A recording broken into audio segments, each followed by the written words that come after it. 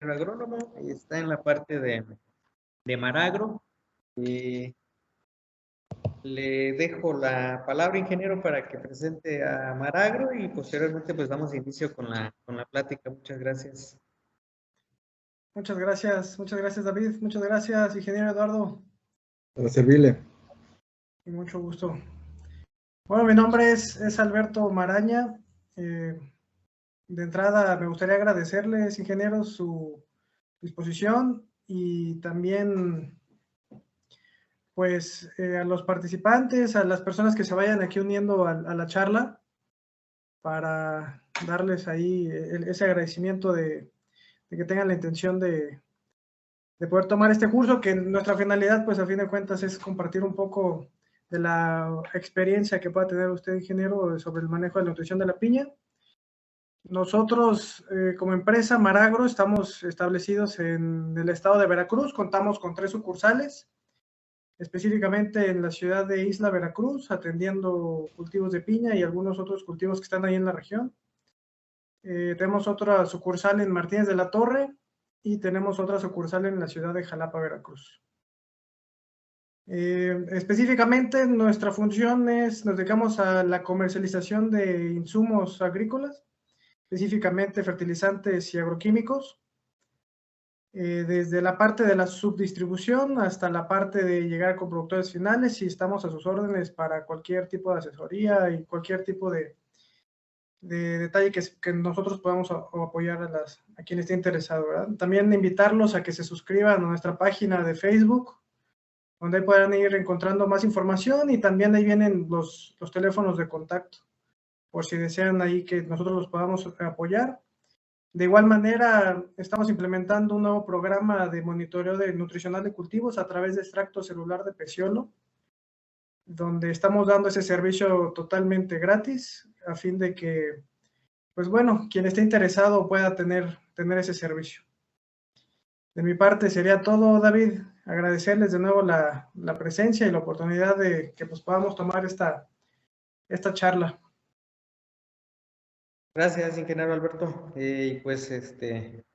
Haciendo énfasis en esa parte de los análisis de extracto celular de peciolo, ya que es una pauta muy importante para la parte de la cuestión del contenido de nutrientes en el tejido vegetal, recordándoles que en estas cuestiones de los fertilizantes que han estado incrementando el precio, pues es una excelente medida para ir poniendo lo que se requiera a final de cuentas por los cultivos. Y bueno, pasando al tema de la plática de hoy, quiero presentarles al ingeniero Eduardo Altamirano. Es ingeniero agrónomo, especialista en fitotecnia, egresado de la Universidad Popular Autónoma del Estado de Puebla. Cuenta con un posgrado en floricultura en la Universidad Autónoma del Estado de México y en producción hortofrutícola por la Universidad de Almería. Es especialista en fertilización por la Universidad Politécnica de Cartagena, España, y ha trabajado en empresas como Cosmocel en la parte del área técnica, en SQM como técnico comercial, en Omagro como técnico de campo, y actualmente está en Agrofen en la parte de desarrollo e investigación, atendiendo cultivos como piña, caña de azúcar, papaya, maíz, soya y entre otros cultivos. Entonces, vamos a aprovechar la experiencia del ingeniero Altamirano para esta plática, y pues como les comento siempre, ojalá les sea de mucho provecho lo que vayamos a ver el día de hoy. Bienvenido, ingeniero Eduardo, buenos días, les dejamos la palabra para que pueda darnos la plática sobre piña. Muchas gracias. No, muchas gracias a ustedes por la invitación. Y sí, comentarles que afortunadamente tengo más de 20 años trabajando en el cultivo de la piña. Una de las empresas que me dio la oportunidad de iniciar en este cultivo tan maravilloso fue Cosmocel. Yo entré a Cosmocel en el 96 y llegué a la zona piñera ahí del 97-98, y de ahí a la fecha he pasado por diversas empresas con diversos objetivos de ventas, y eso me ha dado oportunidad de conocer mucho sobre la nutrición de la piña. Quiero aclarar algo: la nutrición no es lo mismo que la fertilización, pero tenemos que conocer primero qué es la nutrición del cultivo para saber cómo debemos fertilizar, en este caso a la piña. Conozco desde fertilizantes foliares, fertilizantes líquidos para fertirrigación, fertilizantes solubles a través de SQM, y ahora en estos últimos 7 años, fertilizantes edáficos, que son para aplicación al suelo.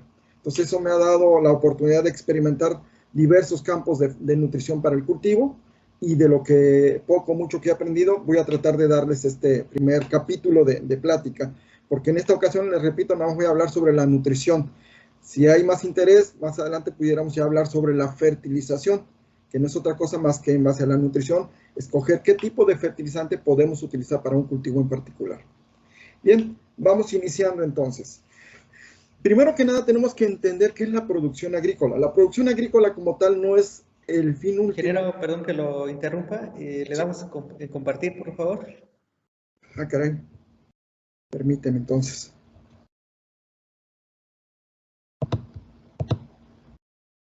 ¿Está compartido, David? Voy a volver a dejar de compartir y voy a compartir de nuevo.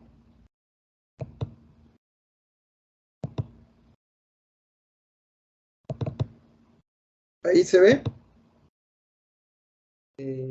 No, todavía no logramos verla. O si me gusta compartirla por WhatsApp, la presentación, y yo aquí la voy mostrando.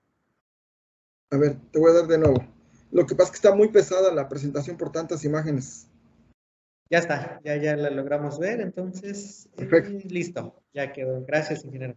Muy bien. Voy a ponerla como así. ¿Así se sigue viendo?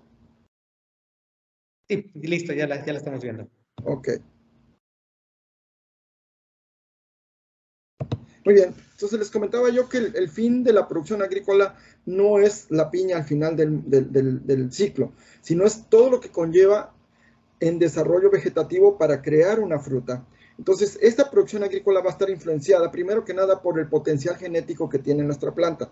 No es lo mismo tener una planta tipo cayena, cuyas facultades genéticas no le ayudan a tener altas producciones, como ya el de un clon, como es el caso de la MD2, que es una planta que se obtuvo a través de la hibridación de este clon y nos está dando un potencial mayor para lograr producciones más altas. Durante esta producción agrícola también tenemos que tomar en cuenta las condiciones ambientales, lo que es el clima. No es lo mismo producirla a nivel del mar que producirla por arriba de los 800 metros sobre el nivel del mar. ¿Sí? El suelo también cuenta con un factor muy importante. Son los mejores suelos que yo he visto para la piña, son aquellos suelos que son sueltos o tipo gravosos, que no retienen tanta humedad. Aunque también por un lado es malo, pero lo mejor la piña requiere son suelos sueltos. Si la piña tiene mucha acumulación de agua, tiende a dejar de respirar y por ende se van a morir las raíces, y eso afecta grandemente el desarrollo. Otra parte importante es lo que hablábamos sobre el agua, el sistema de riego.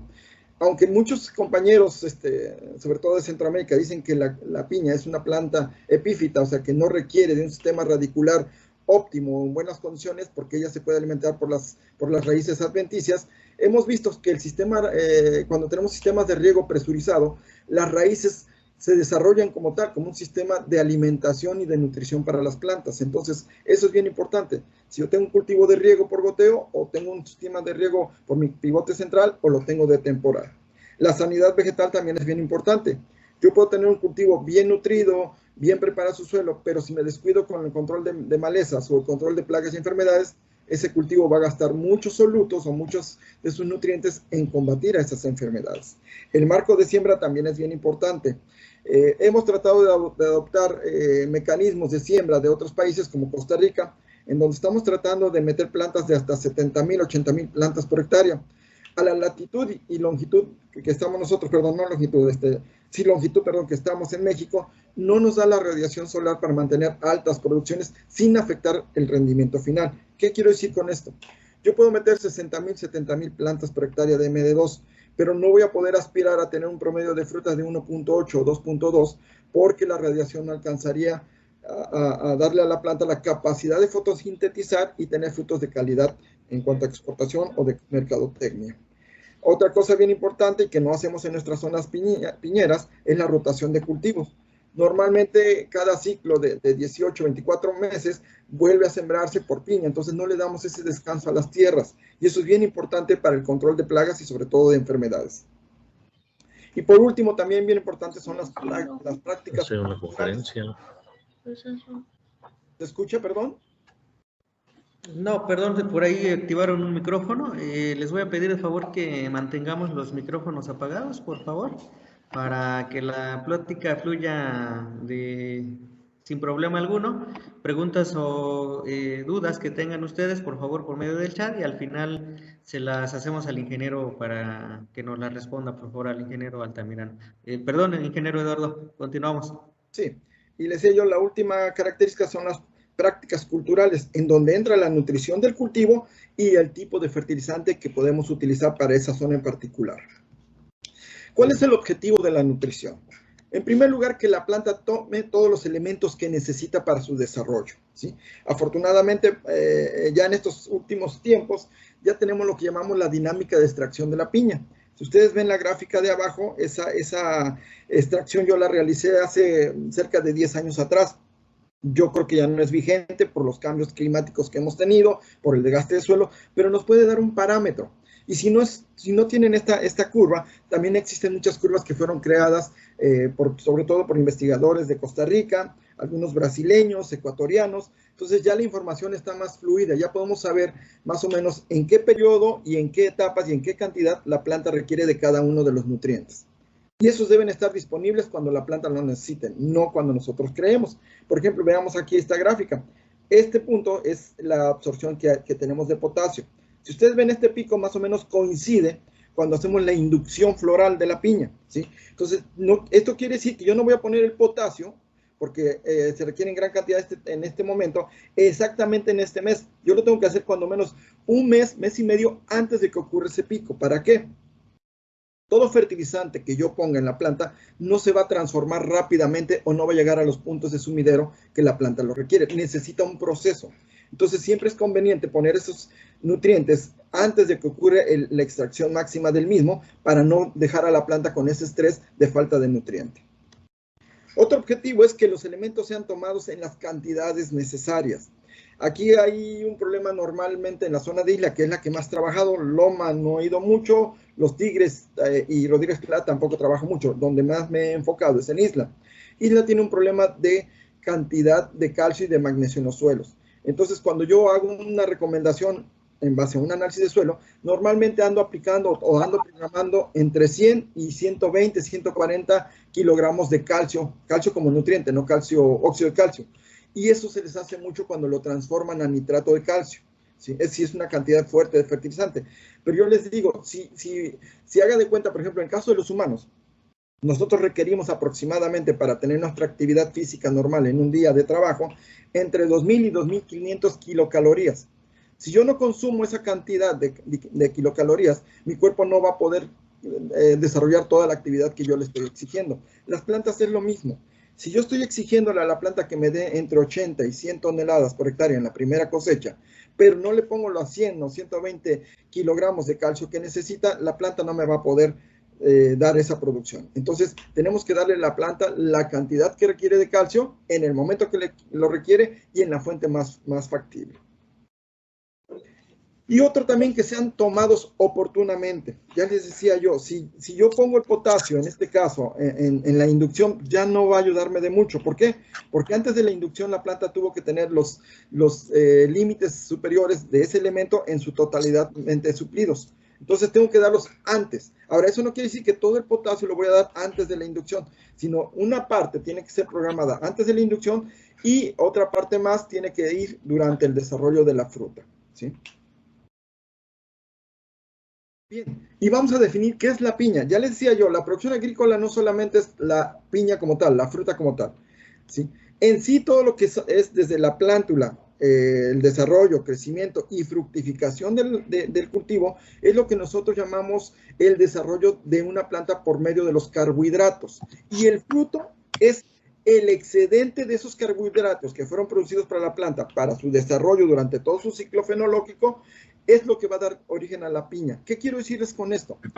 Si yo simplemente le doy lo necesario a la planta para que haga carbohidratos, para que ella crezca, desarrolle y se reproduzca, y no le doy más allá de lo que necesita para hacer una fruta, voy a tener frutas de muy mala calidad o con muy poco peso, o muy bajos grados Brix. Entonces yo tengo que estar pensando en que la planta tiene que tener todos los carbohidratos que necesita para cumplir su ciclo fenológico, pero además tiene que tener un exceso para que me dé una fruta de calidad.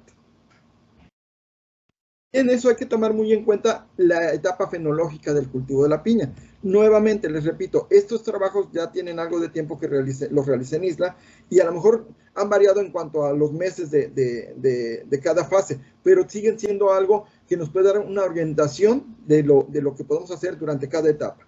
Si ustedes ven acá, el año 0, pues es la siembra. Y esto es bien importante y es algo que sí quiero aclararles mucho. Debemos tomar en cuenta las etapas fenológicas para hacer lo que queremos hacer en las plantas. Vean el caso aquí de la fenología del enraizamiento.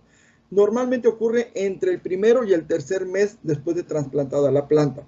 ¿Qué quiere decir? Que en esa etapa fenológica, todos los fotosintatos o los carbohidratos que la planta va a hacer, los va a destinar solamente para hacer raíces, ¿sí? Esa es su única finalidad y muy poco para el desarrollo.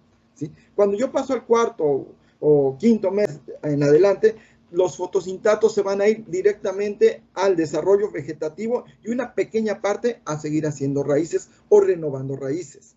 ¿Sí? Del 9º al 10º mes la planta se va a preparar para la inducción. ¿Sí? Ya no va a requerir tanto nitrógeno, pero sí va a requerir elementos como el potasio, como el fósforo, como el boro, como el zinc, para poderle dar origen a esta fruta que está emergiendo más o menos en el mes número 11. ¿Sí? El 12 es cuando ocurre la caída de los pétalos y en esa etapa en particular la fruta deja de asimilar nutrientes vía foliar. ¿Sí? Todo lo que le llegue a la fruta en esa etapa van a venir por medio de las raíces adventicias que están en el tallo de la planta. ¿Sí? Entonces, hasta esta etapa de flor, antes de la caída de flor, si yo aplico cualquier producto vía foliar o con el spray boom, la fruta va a tener la capacidad de asimilarla. Una vez caída esos pétalos, los estomas o las lenticelas y todos los espacios porosos que pueda tener esa fruta se van a cerrar y ya no va a poder penetrar nada. Todo va a ser por medio del tubo del tallo. ¿Sí? Y por último viene la etapa de llenado de fruto, que ahí sí no tengo que, digamos, limitar los nutrientes que requiero para poder llenar ese fruto. Les comentaba yo, por ejemplo, aquí ocurre normalmente un error, ¿sí? ¿Qué hacemos, por ejemplo, cuando yo no cuido bien mi sistema radicular? Y yo antes era muy reacio a la utilización de enraizadores. Actualmente, con las condiciones climáticas que tenemos, si no uso enraizadores en la primera etapa, muy difícilmente voy a tener un buen sistema radicular. Y ya lo vamos a ver más adelante. El sistema radicular es el órgano principal para garantizar una buena producción, ¿sí? Entonces, pero yo tengo del mes 1 al mes 3 para crear mis raíces. Si yo empiezo a meter enraizadores por ahí del 8º, 9º mes, ¿qué le voy a indicar a la planta? Como son productos hormonales normalmente, todo lo que la planta esté produciendo de fotosintatos para prepararse en el crecimiento o en la preinducción o en la inducción de la planta, los va a destinar otra vez a generar raíces. Entonces estamos distrayendo a la planta o le estamos partiendo, estamos dividiendo la asimilación de esos fotosintatos. Por eso muchas veces las plantas no pueden ser forzadas adecuadamente o nos dan una fruta de muy mala calidad. ¿Por qué? Porque nosotros a través de un estímulo hormonal estamos obligándola a que en lugar de que todo el 100% de los fotosintatos sea para una etapa fenológica específica, los divida con otra etapa fenológica que queremos que la planta se exprese. Entonces, tenemos que tener bien cuidado qué queremos hacer con las hormonas y con los productos bioestimulantes en la etapa que lo deseamos y que la planta está preparada para hacerlo. Eso incluye también a la fertilización. Otro punto bien importante también es qué tipo de material vegetativo voy a utilizar.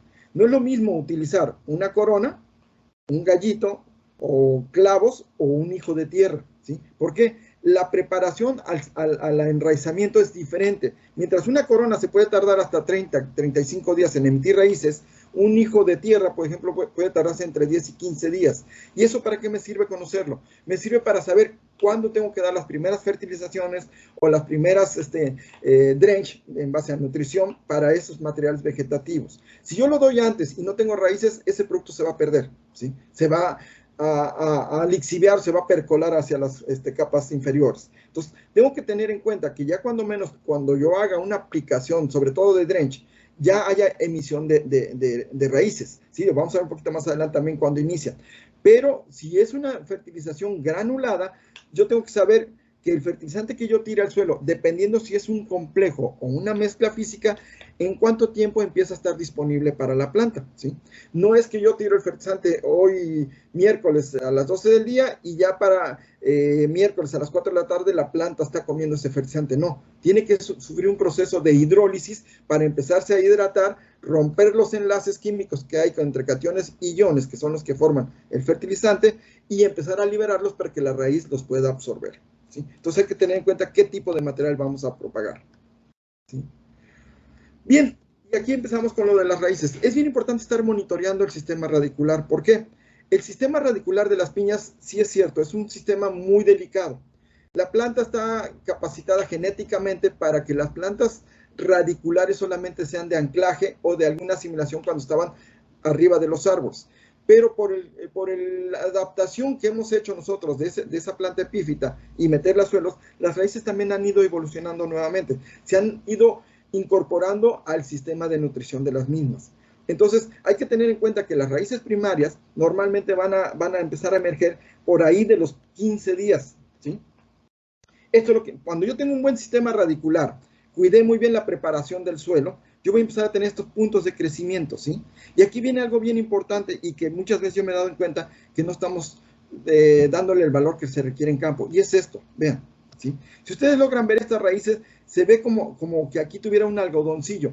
Esas son las raíces que a mí más me interesan. ¿Por qué? Son las raíces donde la planta va a poder asimilar todos los nutrientes o todas las aplicaciones que yo hago al suelo van a entrar por esa raíz. La raíz más gruesa va a ser para conducción de agua o para intercambio gaseoso en el suelo y para su anclaje.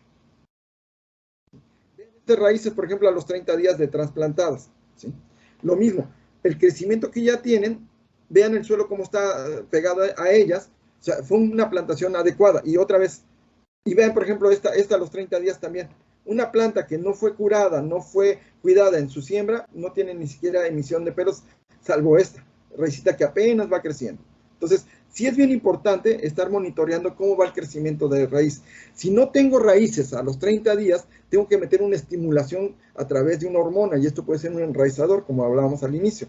Si yo hago las cosas bien, y le doy el fertilizante que necesita el inicio, que es a base de fósforo y de zinc, yo tendría que tener un sistema radicular bien formado. Pero si yo no hice bien esa situación, o lo hice, pero no hubo la suficiente humedad, o no utilicé la fuente adecuada de fósforo para el suelo y el pH de ese mismo, que fuera el indicado, y yo tengo estas plantas, entonces tengo que estimularlas, tratar de hacer una bioestimulación a través de las hormonas que les comento.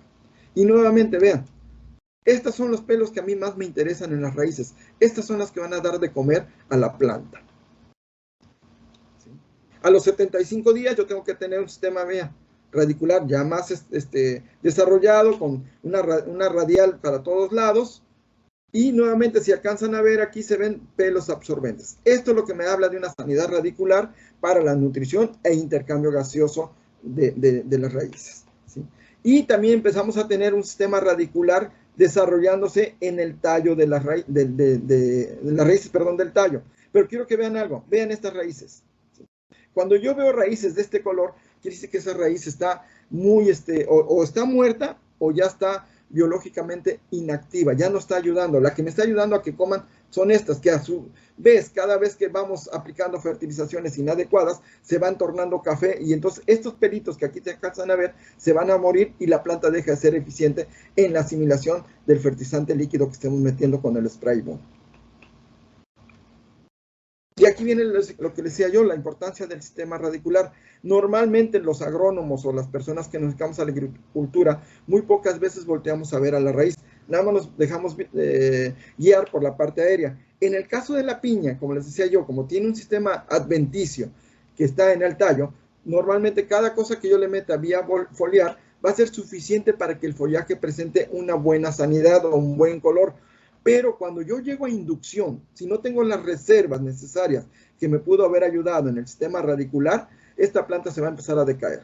Van a empezar a ver que las puntas se van a quemar, la planta va a ponerse triste, va a agarrar un color papucho, no sé si allá también le digan así, que es un color alimonado, y eso quiere decir que el sistema radicular de esa planta no fue el adecuado, no hizo reservas y solamente se va a mantener por lo que reciba en esta área de raíces adventicias, ¿sí?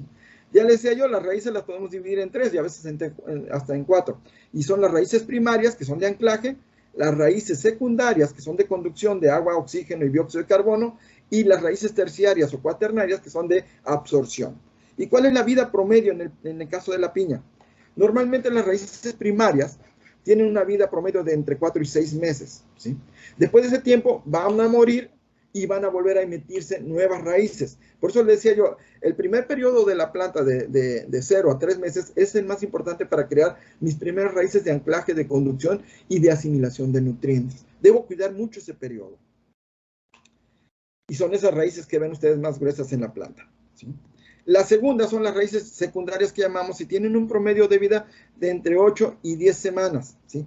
Estas raíces son más especializadas porque también son de conducción, pero ya también son de intercambio gaseoso y de nutrición para el cultivo. Y por último tenemos las terciarias, que son los famosos pelos absorbentes, que pueden estar tanto en las raíces primarias como en las secundarias, y tienen un periodo de vida entre 3 y 5 semanas. Y la planta tiene que estarla renovando constantemente. Pero cada vez que la planta hace una renovación radicular, eso implica un gasto de energía. Y esa energía puede venir de una planta que está en desarrollo o puede venir de una planta que está en preinducción o una que ya está en llenado de fruta. Por eso es bien importante no estar desgastando constantemente a la planta para que haga cosas que nosotros estamos matando, ¿sí? Vean, esto es una raíz sana. Si yo veo una raíz al microscopio, o esto simplemente se puede ver con una lupa 10X o 20X, y ven esta como algodoncillo cubriendo la raíz, hablamos de que tenemos una planta en excelentes condiciones nutritivas y que no le va a costar nada la absorción de gases y la absorción de nutrientes. ¿Por qué es importante el crecimiento de la raíz? Por esta razón. Vean, ¿sí? Los nutrientes no es que la raíz los va a absorber durante todo lo largo que sea la raíz. Por ejemplo, en piña yo he encontrado que hay piñas que tienen raíces hasta con una longitud, primarias sobre todo, con una longitud de hasta 50 centímetros. Pero no quiere decir que esos 50 centímetros son todos donde va a absorber la planta. Normalmente la planta solamente utiliza los primeros 3 a 10 centímetros para asimilar nutrientes. Y aquí vemos esta gráfica. Vean, ¿sí? Esta gráfica me indica que en el punto de crecimiento de esta raíz o de este pelo absorbente, el fósforo solamente va a utilizar los 3 primeros milímetros para poder entrar. Si el fósforo lo quiero meter a los 4, a los 6 o a los 10 milímetros, le va a costar mucho trabajo entrar a la planta. Vean el caso del magnesio. Tiene solamente 4 milímetros de la punta del ápice hacia la cofia de la raíz para poder ser asimilado de forma eficiente. El calcio es otro caso. Más de 3 milímetros, su asimilación va a empezar a bajar. No va a ser la óptima. Potasio, más o menos anda entre 7 y 8 milímetros del ápice hacia atrás para poder asimilar. El que más se asimila, y por eso que las plantas son más absorbentes en cuanto a nitrógeno, es este nutriente. Miren, tiene hasta 2 centímetros para poder ser asimilado por las plantas. Entonces, por eso es bien importante que siempre el crecimiento apical o radicular de mi raíz esté activo, no permitir que se me muera, ¿sí? Vean el caso del calcio, ¿sí? En este estudio que se hizo en el 78, dice que 400,000 equivalentes, perdón, 4,000, casi 4,100,000 equivalentes de calcio fueron absorbidos entre los 0 y los 3 centímetros del ápice hacia atrás de la raíz. Si me voy hasta los 15, 18 centímetros por arriba del ápice, solamente 418,000 equivalentes pudieron ser asimilados. Entonces, la mayor parte de asimilación del calcio se da entre los 0 y los 9 centímetros. Por eso la importancia de mantener una raíz sana y viva. ¿Y por qué es tan importante la raíz? Vean esto. Y sobre todo es el contenido que le va a dar la protección a la raíz. Ah, caray. David. David. ¿Me escuchas, David?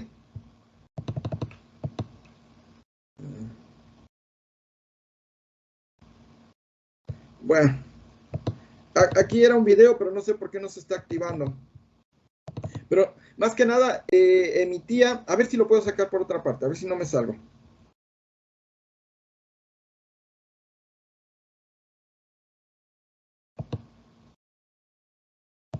A ver. Permítanme un segundo. Creo que ya está. ¿Siguen viendo mi pantalla? No, ingeniero, ¿qué cree que se cortó la pantalla? A ver, necesito volver a compartir. Sí, por favor. por favor.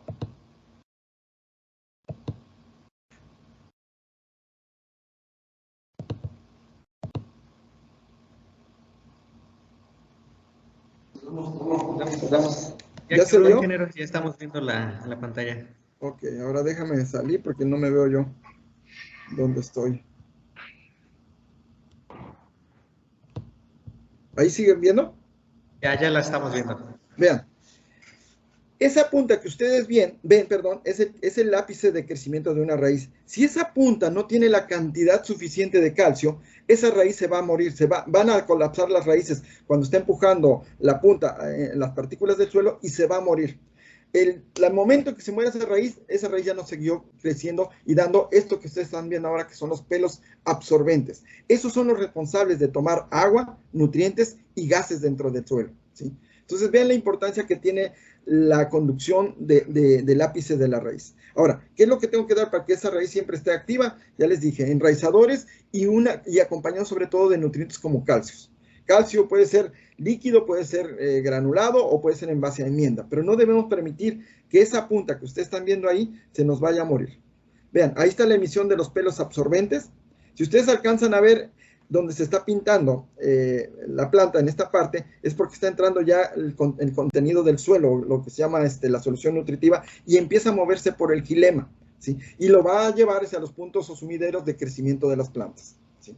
Estos pelos son los más importantes para nosotros. Son los que absorben los nutrientes, los van a meter a la raíz y a través del xilema es que van a llevarlos hacia las hojas, ¿sí? Entonces, vean, lo más importante que cuidar es el crecimiento apical de esa raíz. No debemos permitir que se muera. Y eso es cuidando los enraizadores y cuidando que en las primeras etapas del 0 a 3 meses no nos falte calcio en las fertilizaciones. Y segundo es los pelos absorbentes. Los pelos absorbentes son muy delicados y lo vamos a ver más adelante en cuanto a la conductividad eléctrica que nosotros metamos con los fertilizantes o los productos que apliquemos. Todos los cultivos responden a conductividades eléctricas, que no es otra cosa más que la salinidad. Yo hasta ahorita no conozco, salvo las heliófitas, plantas que son halófitas, perdón, que son específicamente adaptadas para altas conductividades, que resistan tanta salinidad. Más allá de 8 decisiemens no aguantan, ¿sí? Y nosotros en la piña ya van a ver a cuánto llevamos nuestras conductividades cuando aplico algún fertilizante o a suelo o a la axila, ¿sí? Bien, ¿y cuál es el equilibrio? Volvemos a lo mismo de la nutrición. Es tener todo en equilibrio. Tener una planta de este tipo, ¿sí? Que tengamos un buen desarrollo en todas ellas. Y este tipo de plantas uniformes me lo da cuando yo tengo un balance en cuanto a todos los nutrientes. Yo tengo que tenerlos entre 80 y 120 de concentración dentro de mi planta. Si yo logro este balance, este es un análisis foliar, yo voy a tener plantas del mismo tamaño, lo que me va a garantizar también una uniformidad en los frutos. Pero ¿qué sucede si yo tengo una planta todo en desbalance o todas con nutrición no bien adecuada? Voy a tener este tipo de plantas. Este rancho es de una persona allá en Isla, el señor Cornelio Rivadeneira, en donde lo único que cambiamos fue precisamente cómo fertilizar el lote demostrativo contra el lote testigo, digamos. Las dos fueron sembradas en el mismo tiempo, las dos del mismo material y la misma edad fenológica. Y vean, esta con un mejor balance nutricional versus esto, ¿sí? Y vean cómo salió su análisis de foliar de este nutriente, de esta lote, ¿sí? Todo de su uniformidad. No conservaba un orden en cuanto a la capacidad de fertilización. Pero bien, ¿qué es lo que afecta al sistema radicular? ¿Qué es lo que tenemos que cuidar para que nuestras raíces no sean dañadas, tanto las de suelo como las adventicias? Primero que nada, tenemos que conocer las condiciones físico-químicas del suelo. Son las primeras que van a afectar a mi raíz. El segundo punto es el manejo agronómico que yo haga, ¿sí? ¿Cómo estoy preparando el suelo? ¿Hago subsuelos? ¿Hago barbechos? ¿Hago rastras? ¿O nada más medio barbecho y luego siembro encima del cultivo anterior, ¿sí? Mucho control sobre plagas y enfermedades. Hay que también saber detectar cuándo es una plaga y cuándo es una enfermedad o cuándo es un problema químico del suelo. el sistema de riego que ya hablamos. Si yo tengo un cultivo en temporal y no tengo la posibilidad de dar cuando menos un riego con cañón o con tractor, es muy difícil que tenga yo un cultivo de alta producción. Sí lo voy a lograr, pero no va a ser la alta producción, ¿sí? Y sobre todo, los fertilizantes. ¿Qué tipo de fertilizantes uso? En los fertilizantes hay dos puntos que siempre debo cuidar. Uno es el índice salino, que es lo que les hablaba sobre la conductividad, y el índice de acidez. Esos dos factores son los que van a afectar directamente a mi sistema radicular. ¿Sí? ¿Y cómo sé o cómo puedo saber cómo está el estado físico-químico de mi suelo? Yo tengo lo que llamo la triada de la agricultura, y no es otra cosa más que un análisis de agua, ¿sí? Del agua que yo utilice para esa zona, es quien me va a indicar cómo está su pH, su cantidad de cationes, su cantidad de iones, cómo están los microelementos.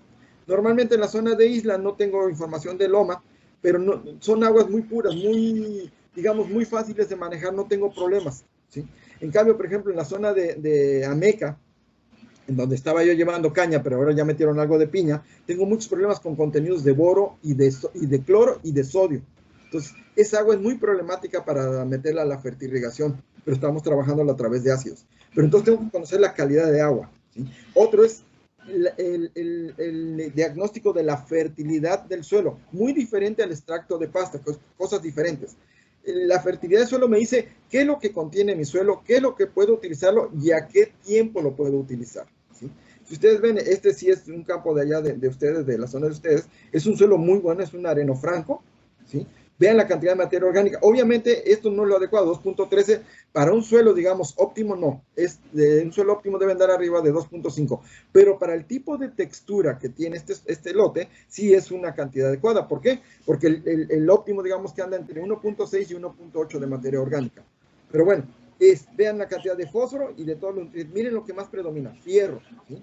Y vean el aluminio. Este es un nutriente que afecta grandemente el sistema radicular.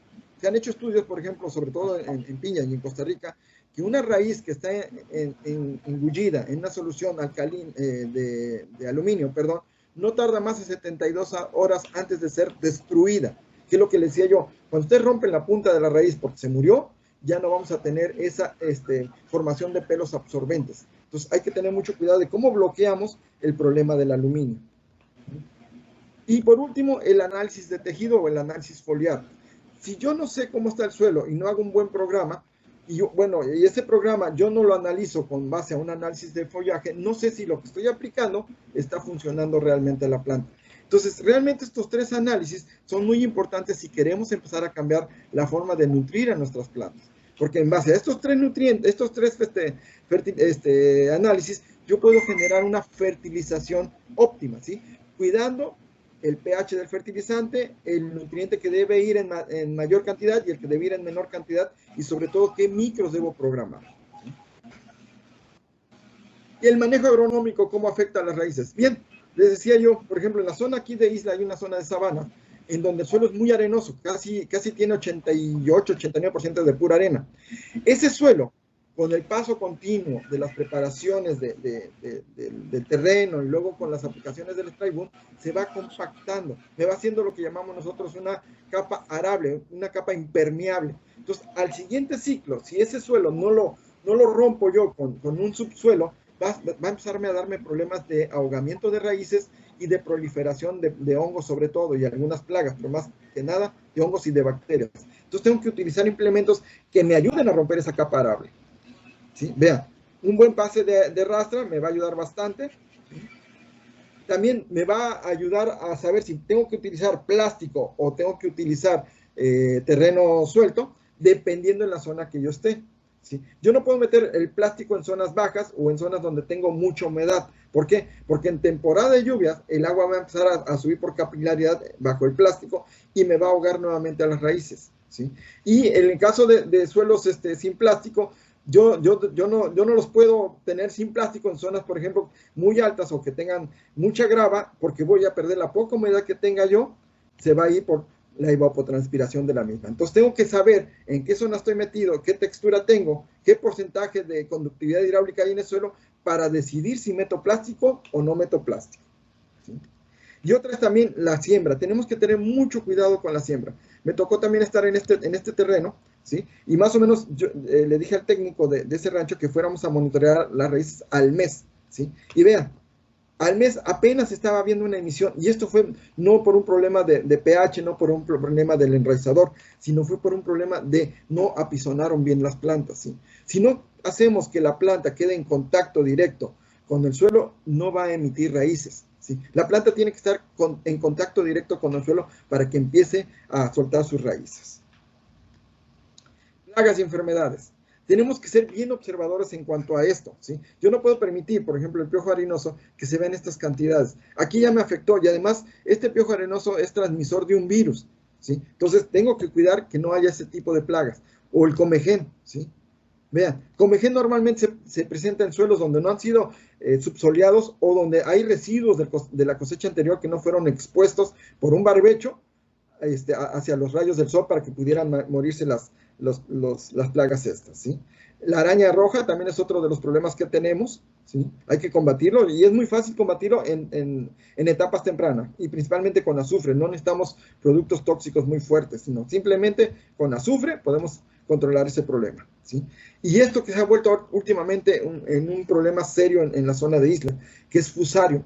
Y eso ha venido a ser causado principalmente por el uso de los plásticos. Yo le decía, el plástico, primera parte, no sé si sea lo correcto, pero se está usando en cobertura total, ¿sí? O sea, no dejo, en un lote de 1 hectárea, no dejo ni una zona sin cobertura de plástico. ¿Qué pasa con eso? Cuando el agua empieza a subir por capilaridad y hay un plástico, y con la temperatura del sol que hay, porque la capilaridad sea cuando la temperatura aumenta, voy a generar unas condiciones adecuadas para el hongo. Y el hongo que más se está predominando bajo estas condiciones de plástico y de alta humedad es fusario, ¿sí? Entonces tengan mucho cuidado con este hongo. Si ven plantas que van a sembrar en un nuevo terreno, pártanle en la puntita y vean que no tenga esta mancha negra. Si tienen esa mancha negra, deséchenla mejor, porque no vayan a contaminar a otros suelos que no tengan ese problema, ¿sí? Y esto también, los nematodos. Normalmente cuando vemos raíces atrofiadas o chatas, le decimos que es un nematodo, sin saber si realmente es nematodo, pero hay que investigar si es él. Y lo último que son las gallinas ciegas. ¿Y por qué les decía lo de los nematodos? Vean esta raíz, ¿sí? Algunos me han dicho, es que esto es problema de nematos. No, señores, eso no es problema de nematos. Ese es problema de un contenido alto de aluminio, ¿sí? Es la atrofiación del sistema radicular. Entonces, hay que saber cómo podemos identificar si es un nematodo o es un aluminio, y eso se los va a dar el análisis de suelo. Ahora, yo les decía, de alguna forma es muy fácil controlar el aluminio, y ese es con la aplicación de yeso agrícola, de cal agrícola o de cal dolomita. Si yo hago aplicaciones cada vez que voy a sembrar piña, esa aplicación que voy a hacer de cal dolomita o cal agrícola me va a ayudar a controlar el exceso de aluminio y voy a tener mejor sistema radicular que lo que estoy viendo acá. Los sistemas de riego, perdón. En el 2017-2018 hice un trabajo para presentar en un congreso que hubo de piña ahí en la ciudad de Veracruz, y lo hice bajo el sistema de riego por goteo.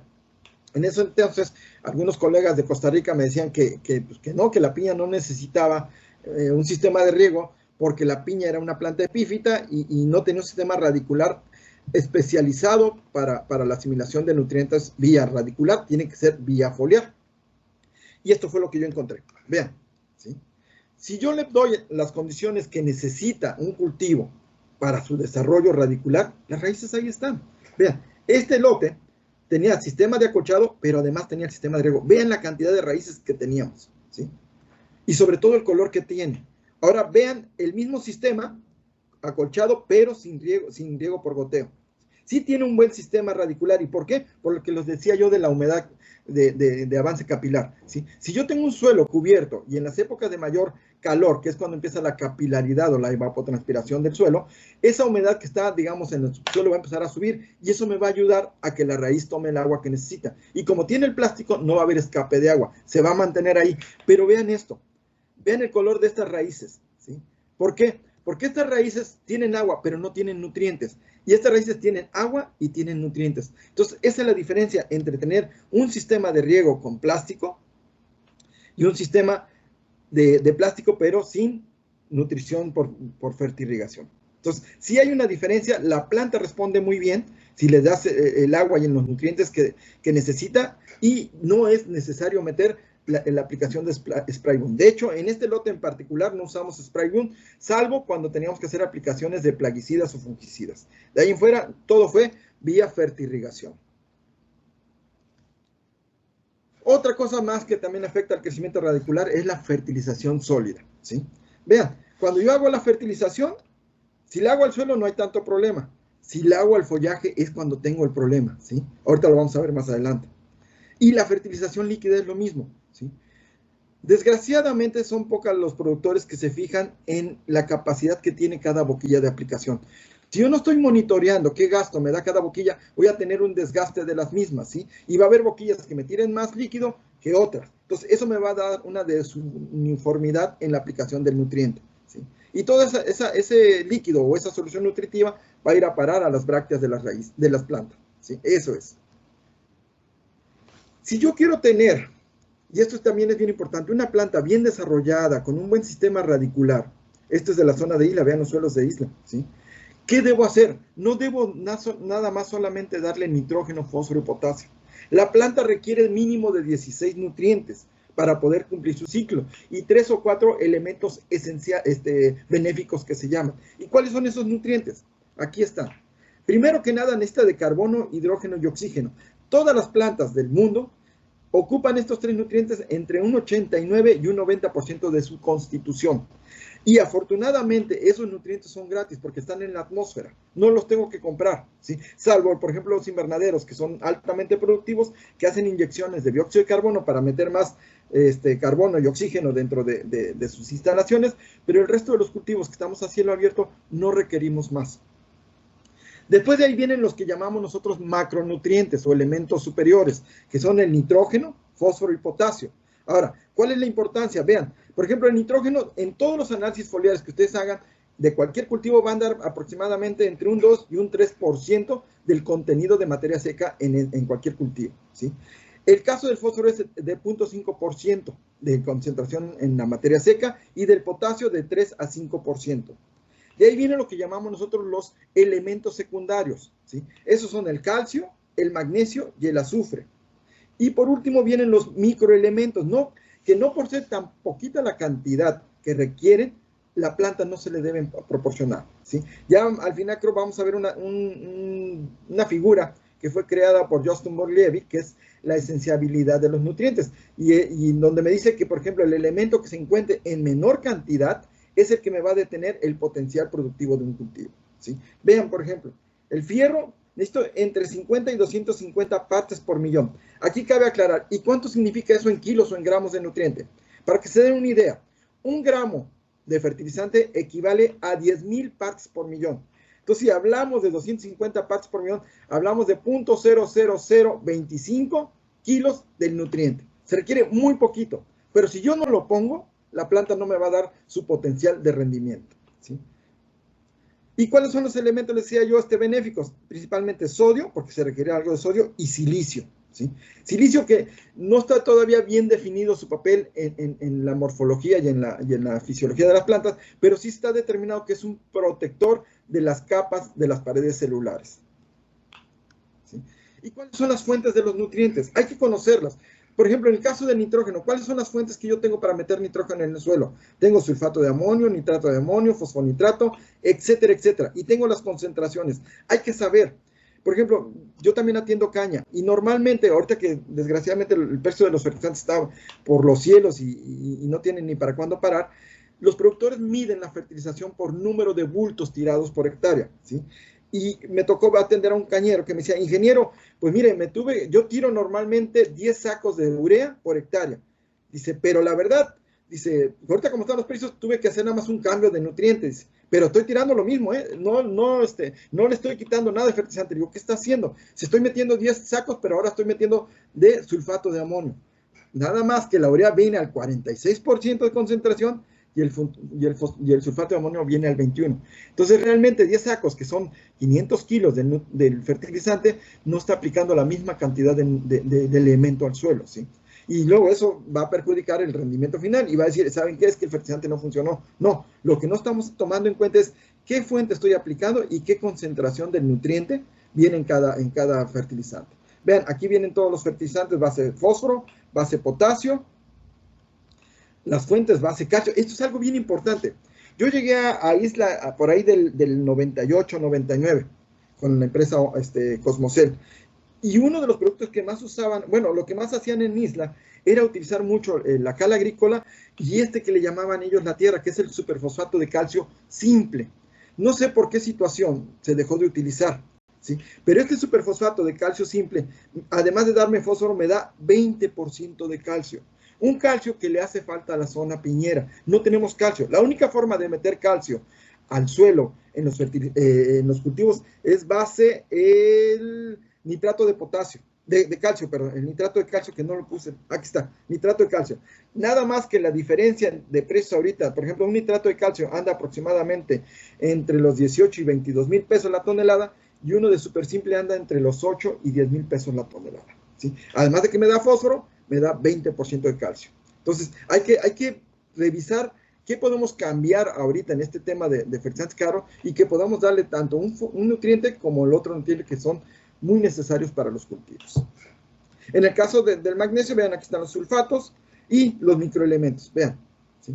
Tenemos muchas fuentes para hacer uso y que demos cuando menos los 3 micronutrientes necesarios en la piña, que son, en primer lugar, zinc, le sigue boro y por último, el fierro. Hay que tener mucho cuidado con esos. Bien, y los fertilizantes. Dependiendo su presentación física, es la importancia y el beneficio que yo voy a obtener. También está en base a su precio. Y vamos a ver que, por ejemplo, tenemos fertilizantes que llamamos nosotros polvosos o estándares, cuya partícula tiene menos de 1 milímetro, ¿sí? Y ustedes creo que lo han visto con el sulfato de amonio estándar que le llamamos, o la ceniza, que son polvos. Tenemos también presentaciones de prilados que van de 1 a 2 milímetros, y los granulados, que tiene una granulometría entre 2 y 4 milímetros. ¿Sí? Obviamente, dependiendo de la presentación, también es el precio del fertilizante.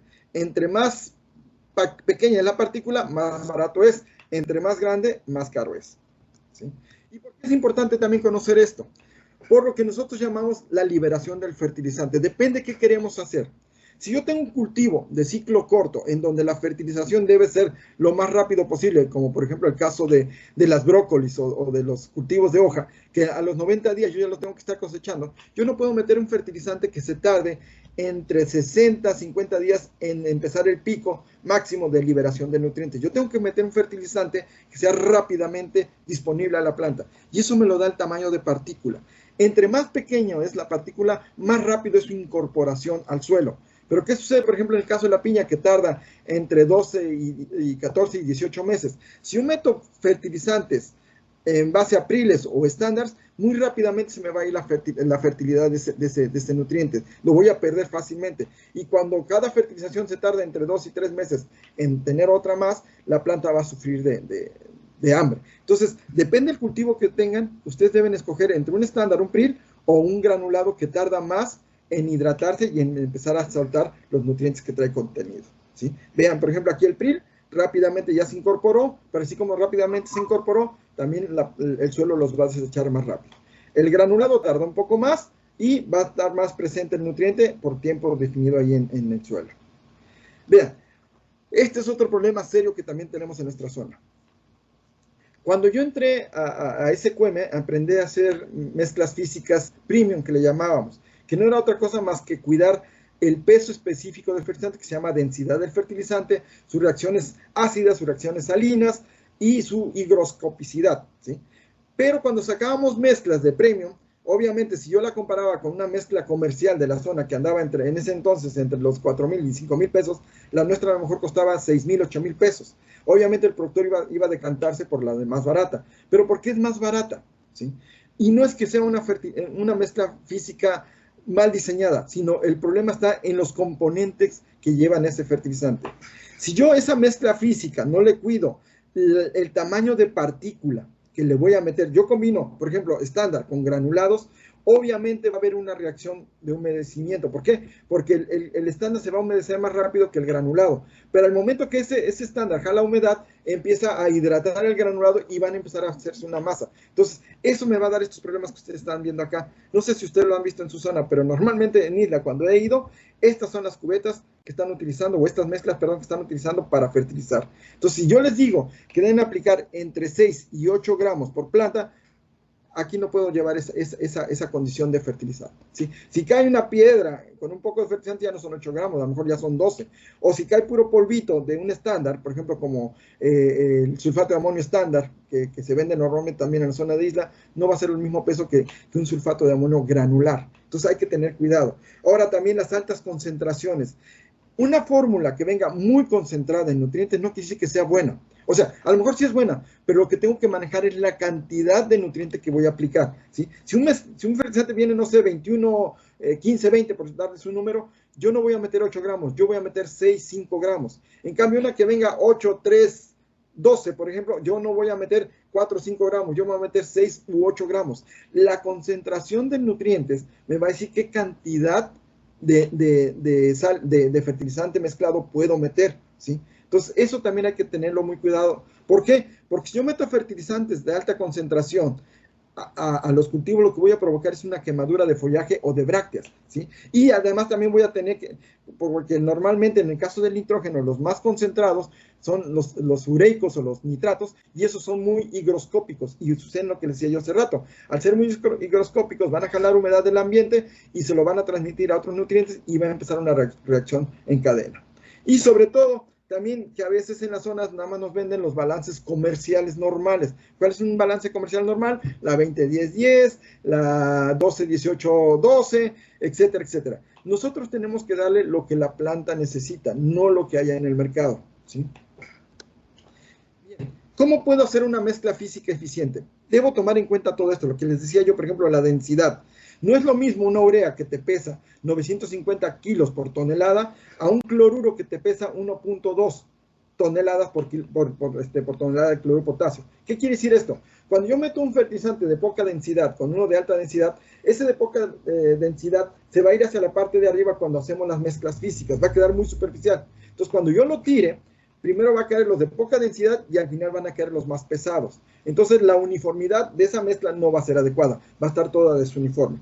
También hay que cuidar el partículo de gránulo, que les decía yo. No es lo mismo mezclar un estándar que viene a menos de 1 milímetro con un granulado que está por arriba de los 2-3 milímetros en su granulado. La compatibilidad química. Debemos entender, por ejemplo, que los fertilizantes de reacción alcalinas no se pueden meter con fertilizantes nitrogenados de que sufren con ese tipo de productos como la urea. Si yo combino urea con nitrato de calcio o fuentes de calcio, esa urea se va a hacer rápidamente agua. Tengo que cuidar esa parte, ¿sí? Tengo que también ver qué tipo de fuentes tengo disponibles en mi zona y tratar de usar las que sean menos problemáticas y que sean las más indicadas para mi suelo y cultivo. El tiempo de mezclado, esto es algo bien importante. Cuando se haga una mezcla, primero tienen que ir los fertilizantes más duros o más densos, como el cloruro de potasio, el DAP, o algún sulfato de potasio. Y hasta el último, los nitrogenados, llámense urea, llámense nitrato o fosfonitrato. ¿Por qué? Porque en los últimos 10 minutos que yo voy a hacer la mezcla, debo meter estos productos, porque con el desgaste que sufren cada vez que está haciéndose la mezcla física, ya sea pala o con un trompo, ese desgaste o esa rotación que está habiendo con la urea va a generar un calor, y ese calor va a hacer que la urea jale humedad y empiece otra vez el problema de incompatibilidad con otros nutrientes. Y sobre todo también no mezclar más de 5 fuentes. Si yo meto más de 5 fuentes, voy a fallar sobre todo en la densidad y en el tamaño de las partículas. Entonces debo manejar entre 3 4 nutrientes por cada mezcla física, no más, ¿sí? Y tener cuidado también la humedad relativa. Si yo tengo mezclas físicas de zonas con humedad relativa por arriba del 80%, seguro que vamos a tener problemas de humedecimiento. No es problema si yo me preparan la mezcla y la estoy tirando luego antes de 3 días. Ahí no ocurre tanto problema. El problema es que esa mezcla yo la deje almacenada, pase una semana, 10, 15 días, va a empezar a reaccionar. En el caso de los complejos, cuando yo me inicié en la nutrición vegetal, el complejo, hagan de cuenta que yo lo veía como una hamburguesa. Es comida, pero es algo que no lleva lo que yo necesito, ¿sí? Por eso yo siempre había preferido las mezclas físicas. Pero con el problema de valor de las mezclas físicas, de quién da más barato, empezamos a notar que una mezcla física bien elaborada no es barata, entonces la gente no se va por ese tipo de mezclas, quieren una mezcla que cueste económica y que se pueda aplicar rápidamente. En el caso de los complejos, para mí lo más importante es que conservan la homogeneidad del balance químico que nos ofrecen. ¿Qué es esto? Que en cada gránulo voy a encontrar la misma cantidad de nutrientes que me dice el balance. En una mezcla física económica no lo voy a lograr. ¿Por qué? Por los componentes. Salvo que esa mezcla física se haya cuidado la densidad, el tamaño de gránulo y la compatibilidad química entre los nutrientes, no habría ningún problema. Es más, es lo más recomendable. Es como una comida de autor. O sea, es algo que yo diseñé porque es la composición que necesito para que mi planta se exprese. Pero si yo no puedo garantizar eso, lo único que tengo son los complejos químicos, que me garanticen que cuando menos en un gránulo caigan los 4 o 5 o 10 nutrientes que llevan en cada planta, y no haya una desuniformidad de nutrientes, ¿sí? Estos fertilizantes complejos pueden ser físicos o pueden ser químicos. Llevan la misma granulometría, llevan más de 3 nutrientes, son mejor distribuidos en el campo por ser redondos y ser del mismo tamaño casi, y no va a haber nula reacción química ni física. ¿Por qué? Porque no van mezclados. O sea, van mezclados con ellos mismos. No hay otro fertilizante que les pueda meter humedad o alguna reacción química. Y vienen fórmulas diferenciadas, ¿sí? Aquí vemos, por ejemplo, en este esquema, cuando yo hago un fertilizante simple, vean, aquí a lo mejor está el potasio, aquí quedó el fósforo, el nitrógeno anda hasta por acá abajo, y en un complejo no, porque en cada gránulo están todos los nutrientes. Obviamente viene el pelo en la sopa. Un fertilizante complejo es más caro que una mezcla física, pero en cuanto a eficiencias, el complejo es mucho más eficiente que una mezcla física. Y si ustedes me preguntaran técnicamente qué es mejor, yo prefiero meter 4 o 5 gramos de un complejo que meter 8 o 12 gramos de una mezcla física en el cultivo, por eficiencia. Vean, por ejemplo, ahora, la ventaja de los complejos es que vienen diferentes fórmulas. Ahí nosotros, en base al análisis de suelo, tendríamos que escoger qué tipo de complejo se adapta más a lo que yo quiero. Obviamente no va a ser lo que yo necesito exactamente para el cultivo, pero cuando menos que se acerque lo más posible a la necesidad de mi cultivo. Por ejemplo, aquí tenemos algunos balances. Ustedes ven, por ejemplo, pudiera ser de arranque o de desarrollo. Este puede ser de crecimiento hacia calidad. Este también es de arranque y este es de calidad, ¿sí? Depende qué quiere. Esto también lo que les mencionaba. La gran ventaja con un complejo es que el gránulo, todos los gránulos se van a ir disolviendo a la misma velocidad, cosa que no ocurre con una mezcla física. ¿Por qué? Por lo que les decía yo de los piriles y de los estándares. Un estándar, a los 3-4 días ya se humedeció y ya se está incorporando al suelo. Un gránulo de cloruro de potasio tarda entre 25 y 45 días en empezar a disolverse. Y muchas veces, depende del origen de ese cloruro de potasio, puede tardarse hasta 3 meses en liberar la cantidad del nutriente. Entonces, esa es una ventaja. La velocidad es constante en los complejos, en una mezcla física no. Depende cómo fue creada. Y la fertilización sólida también presenta problemas. Cuando yo estoy haciendo fertilizaciones así como de este tipo, sólidas en campo, vean, si las pongo en el suelo, a lo mejor no hay tanto problema, salvo que no haya yo cuidado el índice de salinidad y el índice de acidez de los integrantes de la mezcla, ¿sí? Pero, ¿qué ocurre cuando yo meto el fertilizante en las brácteas? Vean, esta mezcla física se ve bien, porque yo veo puros gránulos, se ve bonita, pero estoy viendo que hay cloruro de potasio. El cloruro de potasio es uno de los fertilizantes que más acidez presenta para las plantas, o sea, puede quemar la planta. Tiene un índice de salinidad también muy alto. Vean. Esto es lo que ocurre. Miren, ¿sí? Quema el cogollo o quema donde cayó el fertilizante y ahí voy a tener problema. Y vean la conductividad, no sé si alcanzan a ver. Este equipo es un conductivímetro y mide la salinidad de los productos o de los fertilizantes. Por ejemplo, esa planta ya estaba quemada, quiere decir que ya tenía más de una semana de aplicado el fertilizante y aún así marcaba 11.46 de conductividad eléctrica, ¿sí? Ya teniendo más de una semana el fertilizante ahí, porque esa quemadura se ve ya muy vieja. Y en el suelo, vean, el suelo mide 19.32, pero ojo, el suelo tiene una amortiguación para esa cantidad de sales. No es lo mismo que meterla en un tejido sin protección a meterla en el suelo. Pero vean la cantidad de sales que estamos metiendo con las fertilizaciones granuladas, cuando no cuidamos los ingredientes. ¿Y qué pasa con las fertilizaciones? Bueno, y aquí está lo que les mencionaba yo, los índices salinos, vean. Los más conocidos, el nitrato de amonio o el fosfonitrato. tiene un índice salino de 105. Si tomamos como 100% al nitrato de sodio, que es el fertilizante que más sal trae, digamos, vean el fosfonitrato, tiene 105, es el más salino en cuanto a kilos de fertilizante. Vean el sulfato de amonio, 68. ¿Sí? La urea, ¿cómo está? 74. ¿Sí? Vean, los menos salinos que tenemos son la base de fuente de fósforo. Y vean, el superfosfato de calcio simple es el que menos salinidad transporta a mis plantas.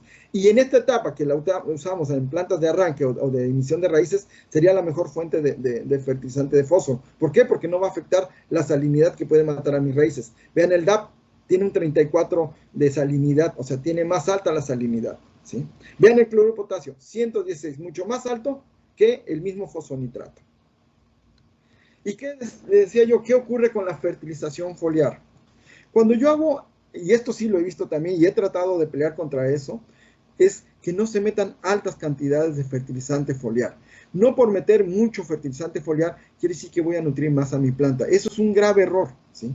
Si yo no cuido la cantidad, obviamente le voy a pegar a la cantidad de sales o a la conductividad extrema. ¿Sí? Eso me va a provocar quemaduras de follaje, me va a dar heterogeneidad de la aplicación, por lo mismo que decía yo, si no cuido, por ejemplo, la salida de las boquillas, voy a tener una disparidad en su aplicación. Y también tengo que estar cuidando la compatibilidad química. Me he encontrado, por ejemplo, recomendaciones donde están mezclando MAP con nitrato de calcio. Eso es algo malo, no se debería hacer. ¿Sí? No son compatibles. Todo lo que huela a fósforo y azufre no puede ir acompañado de calcio, porque se va a precipitar, salvo que ese calcio venga secuestrado o quelatado con ácidos orgánicos o con quelatos químicos. Y sobre todo también cuidar las fuentes. En estos también últimos días acabo de estar con un técnico de un campo en Isla, en donde está disolviendo triple 16 para hacer aplicaciones foliares.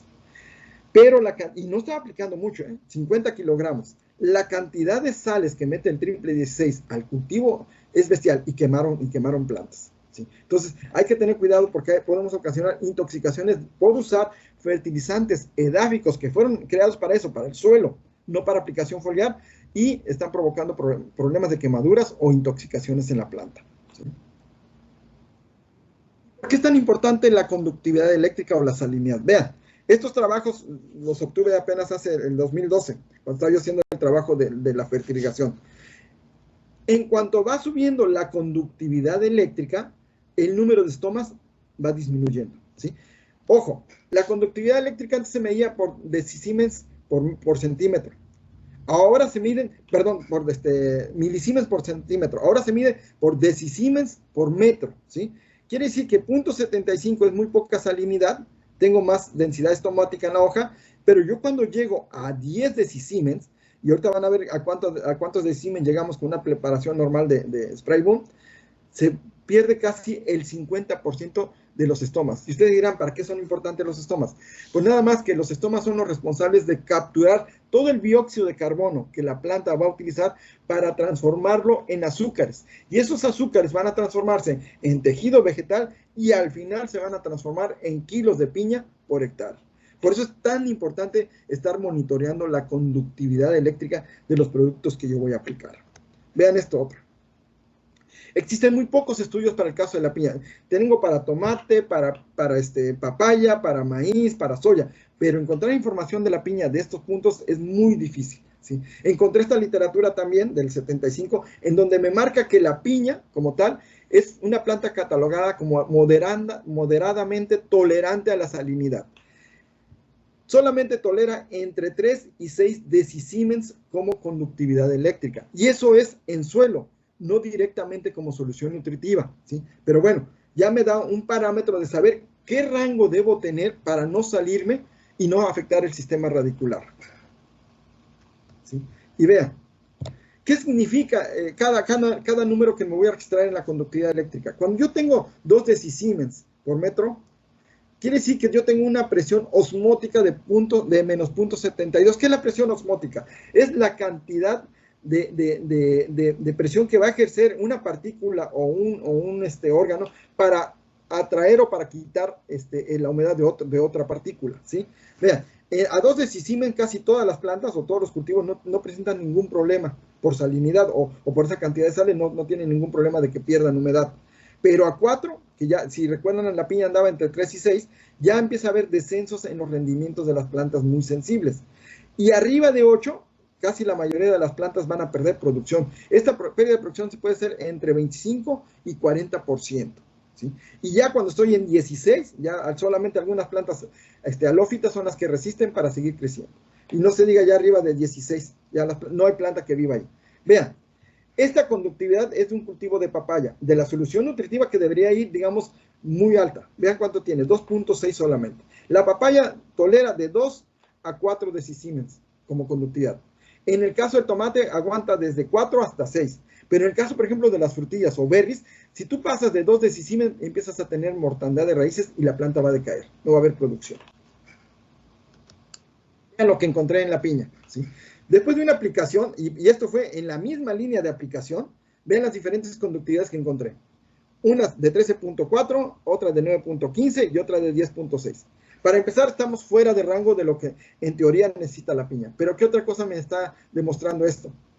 Me está demostrando que las boquillas no están calibradas, ¿sí? Que hay boquillas que me tiran más solución y otras que no tiran casi solución, ¿sí? Y vean, y aquí estaba lo que yo les decía de la coloración.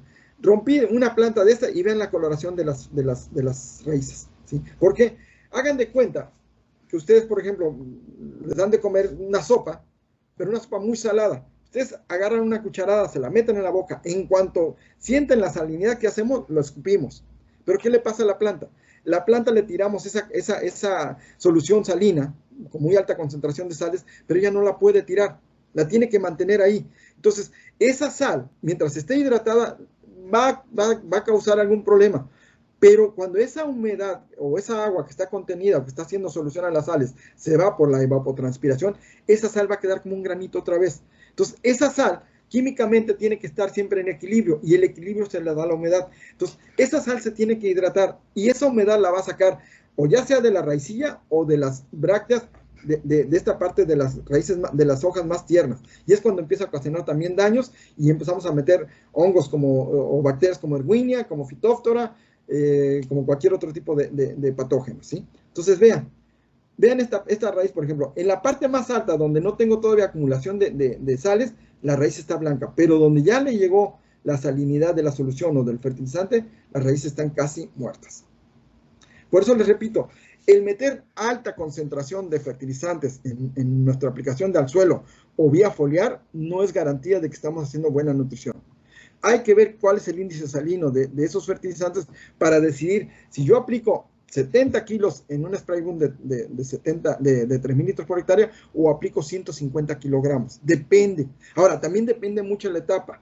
La etapa en cuanto a la estación climática que estemos. Por ejemplo, no es lo mismo meter 70 kilos en primavera o en otoño-invierno que meter 70 kilos en todo lo que es el verano, ¿sí? O lo mismo, no es lo mismo meter 150 kilos en verano que meterlos en invierno. En verano voy a matar a la planta, ¿sí? Porque entre más calor haga, la conductividad se eleva más todavía. Y esto tiene que ver con la conductancia de los iones. A mayor temperatura los iones se mueven más rápido y eso me da mayor salinidad. A menor temperatura el ion se mueve más bajo, entonces puedo aumentar la cantidad de nutrientes. Pero ahí viene otra cosa. Cuando hay alta radiación solar, que es en verano, la planta está metabolizando muy rápido y requiere más sustitución rápido de nutrientes. Pero cuando está en otoño, parte de otoño hacia el invierno, que hay muy poca luminosidad, la planta trabaja muy poco. Entonces, no hace falta meter más fertilizante del adecuado. ¿Por qué? Porque la planta no lo va a aprovechar y estamos haciendo gastos innecesarios de fertilizante. También ocurren las aplicaciones de agroquímicos, tenemos problemas, ¿no? Si yo aplico altas dosis, por ejemplo, en el sistema de riego por goteo, nosotros utilizamos para nemátodos ahí se me fue el nombre de este producto. Bueno, era un producto que normalmente aplicamos entre 10 y 12 litros por hectárea, ¿sí? Nosotros nos fuimos con la dosis recomendada del producto, que eran entre 2 y 3 litros por hectárea, y tuvimos mucho mejor control de nematos con esa cantidad que el productor que lo estuvo metiendo con vía brazo a esas cantidades de 10 y 12 litros por hectárea, ¿sí? Ojo, también vuelvo a lo mismo, tengan cuidado con la aplicación con altas temperaturas. Las altas temperaturas hacen que los productos sean más activos, más rápidamente reaccionan, ¿sí? Pero también van a afectar más rápidamente a las raíces o a las hojas. Entonces hay que tener mucho cuidado. Normalmente cuando hay altas temperaturas y hacemos aplicaciones, ya sea de productos foliares o químicos, vemos este tipo de coloración en las piñas, ¿sí? Porque las afectamos, les hicimos un daño fisiológico. Estas son las conductividades, digamos, adecuadas para la mayoría de los cultivos. A 2.6, miren, la solución nutritiva no hay ningún problema. Miren, cuando yo mido en el suelo directo, con 0.52 y vean las raíces. Quiere decir que la planta no requiere tanta conductividad o tanta salinidad para que ella se desarrolle. Ella debe mantener la salinidad. Otra cosa que olvidé, en el sistema de riego por goteo nosotros mantuvimos entre 3 y 4 decisiemens en el sistema de riego en la piña. Y ya vieron el tipo de raíces que tenemos. ¿Cuáles son los fertilizantes que más utilizamos? Su solubilidad y su salinidad. Vean, en el caso del sulfato de amonio, si yo aplico 1 gramo por litro de agua, la conductividad es de 1.8.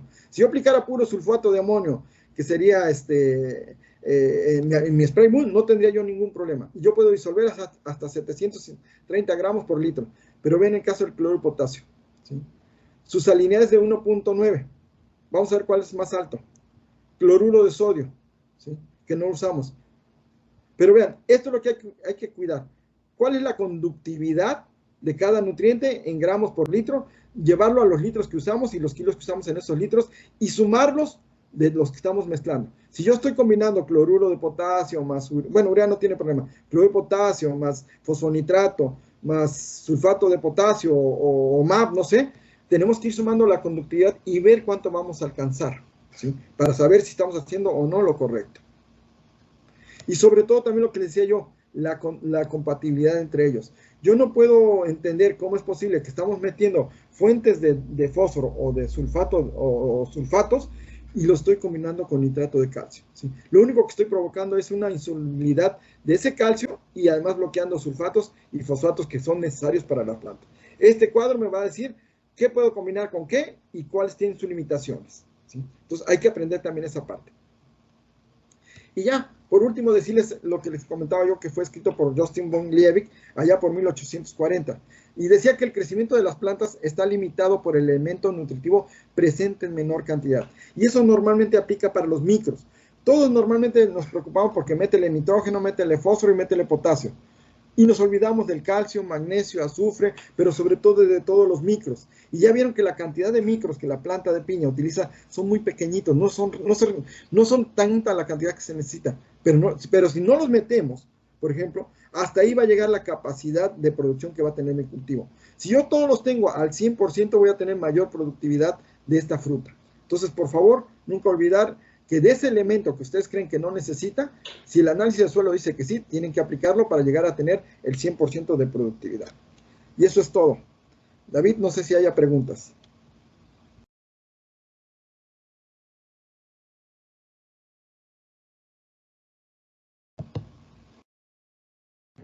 Sí, tenemos una pregunta, ingeniero, muchas gracias. Nos hacen llegar que cuál es la regla básica para bajar el porcentaje de aluminio en el suelo, cómo saber cuánta cal agrícola se debe aplicar. Bueno, sí existe una fórmula, no la traigo acá, si gustas te la puedo mandar y ya se las haces llegar a los asistentes, pero tiene que tomar en cuenta la densidad aparente, el área que vas a traer, por ejemplo, en esta vamos a hacerlo por una hectárea, la cantidad de aluminio que tienes presente en el suelo para poderlo neutralizar. Sí existe una fórmula.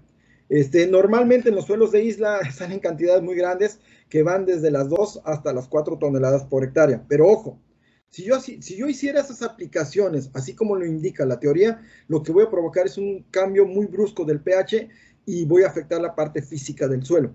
¿Qué es lo que más recomiendo? Lo que recomiendo yo, si en caso que no tuvieras un análisis de suelo, y sabes que tus suelos son muy ácidos, y lo vas a ver por la coloración de tu suelo, normalmente aplico 1 tonelada o 1 tonelada 200 por año, o por ciclo, perdón, de cultivo, ¿sí?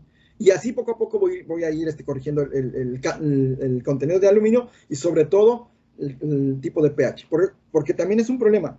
Si yo cambio el pH de repente, los hongos y las bacterias se mantienen, digamos, en un crecimiento medio retenido en pHs ligeramente ácidos. ¿Qué es ligeramente ácidos o ácidos? Que van de 4.8 hasta 5.2.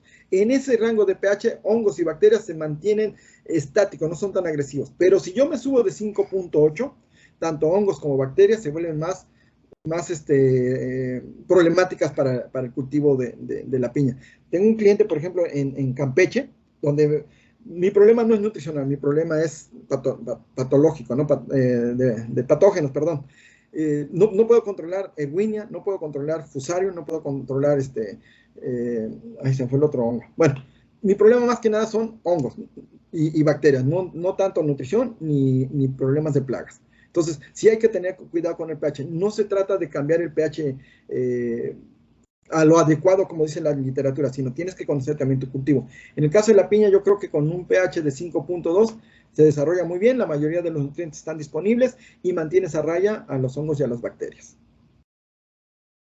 En estas cuestiones, ¿cómo ve la parte de aplicación? Bueno, poniendo antes de la pregunta que le voy a hacer, es comentar, ¿no? La aplicación de cal sería tipo con lo del yeso para el sodio, ¿no? Sería el intercambio de calcio por aluminio. En este caso, ¿cómo ve la parte de la aplicación de yeso agrícola en suelos ácidos para bajar la toxicidad de aluminio? También muy bien. ¿Cuál es la diferencia entre un carbonato de calcio y un yeso agrícola o el sulfato de calcio? La gran diferencia y lo que yo más recomendaría, sobre todo cuando tenemos mucho aluminio, y cuando haces un estudio, por ejemplo, de 30 a 60 y ves que el contenido de aluminio sigue siendo alto, es que el yeso se mueve más rápido en las capas del suelo, en los horizontes del suelo. El carbonato de calcio no se puede mover. O sea, el carbonato le cuesta mucho trabajo bajar a través de los horizontes del suelo. Entonces, el yeso no, el yeso sí se puede bajar hasta 60, 80 centímetros, lo hemos encontrado. Entonces, ¿qué es lo que yo más recomendaría? Si pueden hacer mezclas entre carbonato de calcio y yeso agrícola, sería mucho mejor. Siempre y cuando detectes que por debajo de los 30 centímetros hay contenidos altos de aluminio. Ahí es donde tú deberías empezar. ¿Y qué es un contenido alto de aluminio? Por arriba del 15% de intercambio. ¿Sí? Si tienes arriba del 15% de aluminio intercambiable, entonces sí necesitas meter aluminio. Necesitas meter yeso agrícola para mejorar a esas profundidades. ¿Sí? Ahora, también, si yo meto a esas profundidades de 30 a 60 profundidades, meto calcio, mejor todavía, ¿no? Porque es un nutriente que la planta también requiere a esos niveles. Acuérdense que entre más viva esté el ápice de mi raíz, más va a penetrar, más facilidad de asimilación de agua o de anclaje va a tener, que si yo la dejo nada más en los primeros 10, 20 centímetros de profundidad del suelo. Correcto, ante esa situación también se me viene a la mente otro producto muy marcado en estos días, se llama Salof, es un fertilizante orgánico a base de azufre y de calcio y otros ingredientes, en donde hacen esa función, lo hemos estado viendo aquí en Bajío, para desplazar sales y también pues desplaza la cuestión del sodio en exceso, entonces haciendo esta aseveración para esas cuestiones de suelos ácidos con exceso de aluminio, yo pienso que pudiera tener un buen trabajo para cuestiones de llevar el calcio a esos niveles donde usted lo menciona, ingeniero, y que le sea pues una parte benéfica al suelo y también pues indispensablemente a las raíces de la planta. Este producto está en suspensión y pues se puede aplicar sin problema riego por goteo. Sí, ojo, el caso, nosotros lo que estamos haciendo en zonas ácidas con problemas de aluminio es copiar lo que hacen en zonas con suelo sódico o salinosódicos. Y no es otra cosa más que utilizar al calcio como un sustituto de la micela coloidal del sodio. Entonces, aquí aplica igual. Aquí mi problema no es sodio, aquí mi problema es aluminio. Entonces, cuando yo aplico yeso o productos que vengan en base sulfato de calcio, es que ese calcio vaya a desplazar al aluminio de la micela coloidal, sacarlo de ahí, pegarlo al sulfato para que sea un sulfato de aluminio y precipitarlo y mandarlo a parte más baja y que quede pegado el calcio, ¿no? Ahora, si habla, yo tengo mi maestro del posgrado ahí en Costa Rica, están haciendo ya uso de cales líquidas y con muy buenos resultados. O sea, yo no conozco ese producto que mencionas, pero si me hablas de una suspensión, yo ya estaría pensando en hacer aplicaciones dirigidas, no tipo drench, sino tipo herbicidas totales. O sea, hacer una aplicación esprayada a todo lo que es el lomo de la cama de la piña o a un lado de la piña. A mí, yo creo que eso les ayudaría más, ¿sí? A controlar el aluminio en cuanto a suelos ácidos, ¿sí? Correcto, sí, definitivamente sería bueno ahora con el ingeniero Alberto pues hacer algunas pruebas con este producto que le menciono y yo creo que van a tener buenos dividendos, y sobre todo por esa parte de que no mueve pH a diferencia de lo que hace la cal agrícola y que pudiera por ahí tener algunas complicaciones con la parte que comentaba ingeniero de hongos y bacterias. Sí, ojo, acuérdense, el calcio no mueve pHs de los suelos. Lo que mueve el pH son los radicales OH, que vienen en el carbonato de calcio. Ahí sí, no. En caso de los sulfatos, no te va a mover absolutamente nada del pH. Solamente es una sustitución de cationes, ¿sí? Entonces, eso sí es muy bueno. Si yo no modifico mi pH, tengo un pH entre 4,8, 5,2, 5,5, yo no movería el pH y mejor sustituyo el calcio por un yeso que no afecte el pH, pero que sí me ayuda a neutralizar el aluminio. Correcto, muchas gracias, ingeniero Eduardo. Creo que ya no tenemos alguna otra pregunta, fue la que nos mandaron. Estuvo muy bien explicada la plática. Muchas gracias, ingeniero. Nos ha servido bastante en cuanto al panorama de la piña, de la producción como tal de la piña. No sé si por ahí el ingeniero Alberto tenga algún comentario, ingeniero. ¿Qué tal? ¿Qué tal? Aquí estuvimos pendientes de la charla, ingeniero Eduardo. Estuvo muy interesante, muy completa, la verdad. Y pues más que nada agradecerle la oportunidad de que nos haya compartido esta charla y de nueva cuenta ponernos a las órdenes de quien esté interesado, de todos los participantes de esta charla. Comentarles de nuevo que nosotros como empresa nos llamamos Maragro, estamos ubicados en la ciudad de Isla Veracruz y con gusto los podemos apoyar en lo que se requiera. Nos pueden contactar a través de la página de Facebook, donde viene ahí también nuestros datos de contacto. Y sería todo de mi parte, David y ingeniero Eduardo. Perfecto, bueno, pues de nueva cuenta agradeciendo, infinitas gracias al ingeniero Eduardo terminado por la plática, gracias a los participantes que se unieron a esta conferencia, esperamos que pues sea de mucha utilidad para ustedes y lo que decía el ingeniero Alberto, pues estamos aquí a la orden para cualquier situación que se les ofrezca en cuanto a situaciones del índole agronómico que se pueda referir. Muchas gracias, ingeniero Eduardo, otra vez. Que tengan un buen día. Saludos a todos. Fuerte abrazo. Gracias igualmente a ustedes por la invitación. Hasta luego.